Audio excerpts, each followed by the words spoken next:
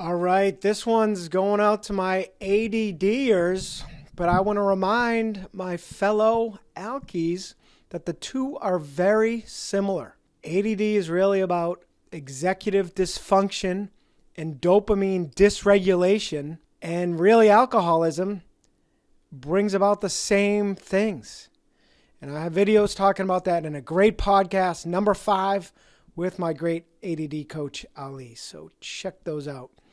So today, I really want to talk about the 2-week vacation I was just on. I think the longest I've ever taken by several days. And all of the awareness it brought me around my ADD, which I'm learning so many things about me and my entire life through this process. So, for starters, I had to catch a 6:17 train to the Boston's Logan Airport. I live right across the street from the train station. So my initial goal was to be up by 5:15, essentially at the latest. Should have been way more time than I would need to take just a quick shower, already packed, wasn't planning to eat. So, of course, I woke up at 4 a.m. I went to bed probably around 11. It's amazing how I didn't have any kind of anxiety around the trip or anything, but still your mind just knows. And of course it wakes you up at 4 a.m., an hour plus ahead of my alarm. I thought about just getting up, could have gotten a lot more done, but said no. I had to fight the battle, tried to sleep some more, which I kind of did on and off, woke up again around 5. My alarm wasn't set till 5:15. So what do? I moved the alarm to 5:30. I do this every time, basically reverse engineer how much time I have to the point I leave no room for error and figure out exactly to the minute what I will need to get out that door, in this case, to catch the train. So I push it. I do, get up 5:30, all set to make a mad dash into the shower and to get ready. But the first thing I look at my phone, it tells me the flight's been delayed by an hour. And that actually totally bummed me out. And even though the next train was only 45 minutes later, it felt like I had all the time in the world, to the point I even thought of making a run for the gym, which is not far from me either. But I soon then realized at most I had time to do some push-ups and sit-ups. And then I soon realized, no, don't even risk that. Of course, at this point, I'd already probably squandered 20 minutes. And I said, no, get in the shower. And if you have any extra time, you can eat breakfast here rather than lugging it to the airport. And naturally, I needed every second, no breakfast, just to get out the door, and made the mad dash to the train station. I wanted to get out the door with 10 minutes to the train. Well, it was more like 8, and I sprinted. I wouldn't even look at my phone to check the time. I was sprinting so hard, it didn't even want to waste a second. And the kicker is I got there with 5 minutes to spare. I somehow got well across the street and all the way to the station in 3 minutes, which I never thought I could do. But it was as if I willed it, because I love the cardio and I love that kind of dopamine rush. So it's crazy. Anytime we have extra time, we will basically just lollygag and we will squander that time until we do put ourselves in that high pressure situation. Now, the good news from there is I was so far ahead of schedule. That train was still well earlier than I needed it to be, but I couldn't wait for the next one. And it was great. I was so relaxed on the train. I didn't have to worry about any delays because, of course, in Boston, train doesn't go all the way to the airport. I still then had to take a bus to the airport. Only a couple miles, but the last trip, that took an hour. Of course, it was at night. This was in the morning.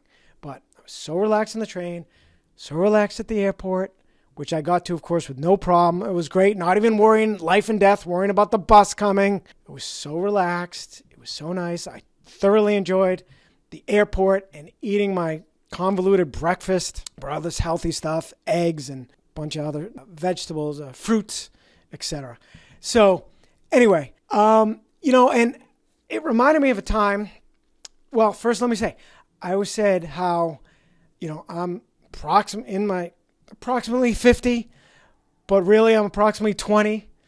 in sobriety years, and then my parents treat me like I'm approximately 12. And now I'm understanding that why. We once went on a trip to Disney from my parents' house.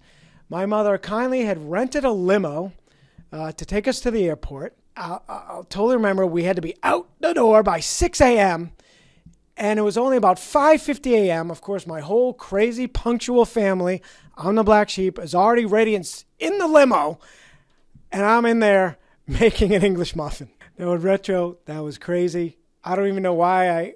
I don't know. I'm never really like eating at the airport. But in my mind, she said 6 a.m. I had till 6 a.m. And it created a huge blowout with my parents to the point I'll never forget. I almost didn't get in that limo, but the prospect of Disney overruled it. Plus, I knew that'd be an awful thing to do to my mother.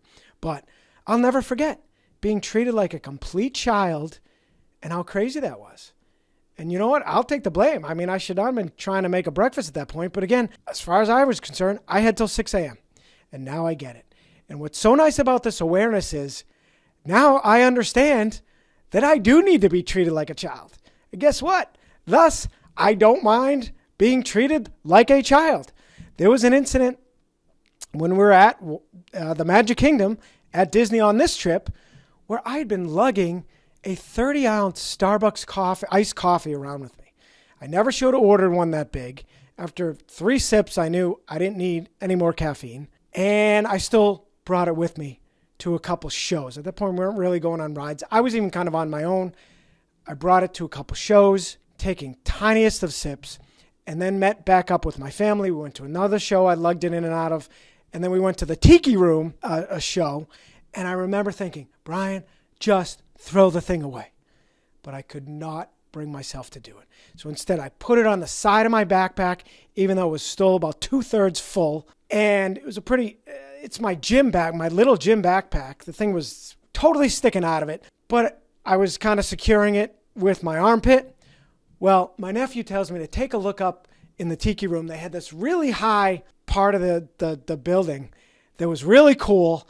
I lean back to take a photo, and I just hear a bang. It's my coffee. Spilled it everywhere. I was mortified. It was in front of my family. I wanted to crawl under a rug or whatever the expression is. They luckily kept walking into the show, and there weren't many people around.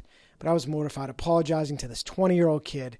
And then the kicker was, I even picked up, the cup, and there was still a little bit left in it. Decided, well, I might as well finish it, not realizing it was slit down the middle, and it went all over my shirt. So embarrassing. Luckily, it was getting cooler in the day, and I was prepared to change into a long sleeve. I had my backpack, and that's what I did, because I would have been horrified for my family to have seen me in that shirt. You might say, well, is that ADD? But it's all related. I drink coffee to cure my boredom. It was this midday boredom. We weren't really going on many rides because it was so crowded, so we were just doing the fast passes or shows. And yeah, that's basically why I got the coffee. And I realized I've kind of known why I've drank coffee most of my life. And still now. And when golfing, I always had to do chewing tobacco and or drink coffee, especially once I quit the tobacco, while I was playing golf. Just to pass the time, something to do. So yeah, it all relates. And I'm also the only one that would even haul around just different. I'm just different. I'm a misfit. And now I'm understanding why. So I'm going to end this with that. I got much more to tell, but we'll call this part 1. Stay tuned for more. And as always, please like, share, subscribe. Thanks.